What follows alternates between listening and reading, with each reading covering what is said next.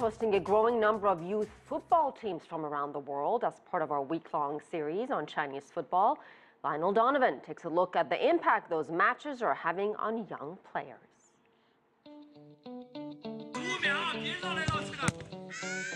In addition to youth league matches from the world's professional clubs, there are also different kinds of league matches for amateur youth players that are divided up by district, county, province, or the entire country. In Beijing, there is a school that not only attends these matches, but holds school league matches of their own. We had a league match called the Ma Yuehan Football League match, and the young players represent 42 different countries by wearing different kind of clothes. It's kind of like a mini World Cup. Now the league match has become a tradition which is held every year.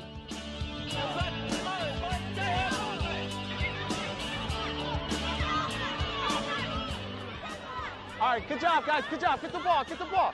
There you go, there you go. Good job. There are all different kinds of matches in China, but are they the right kind of matches? We spoke to some scholars who think that intense competition at too young an age can actually have a negative impact. Children entering high school level competition are too young and would have a negative impact on the perception of the sport. You can't have large-scale matches in primary school. We should focus on making football popular and fun. When it comes to junior high school, there should be a transition into professional style play, and in senior high school, you could start to organize large-scale and intense competitions. Things are the same in Japan. They won't promote junior high school matches very hard. As the department in charge of youth training, the education system has unveiled a 4-stage league matches plan for the youth in China. In primary school, matches should be mostly city or county-wide.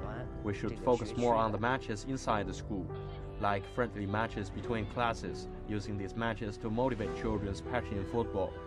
We should never organize matches on the province or countrywide level. When it comes to junior high school, there is the opportunity for higher intensity matches. We could organize province matches. Countrywide matches should only be available for those in senior high school or university. But every coin has two sides, and the same can be said about youth league matches. On one hand, matches can show how the coaches and players train and the results of their training. On the other hand, China's focus on results can lead to many problems. We have done many things looking for quick success and instant benefits. Lying about age is a very common occurrence and hasn't been addressed for many years, but it seems like the problem has eased a bit. When we use players with the correct age to compete, we could hardly beat Brunei or Vietnam. Another thing is that in order to have good results in matches, we use training methods made for adults. We show the youngsters all the techniques at a very young age in order for them to use all the pragmatic techniques in the games and using the stronger kid to score and win. This is precisely what we should avoid during training.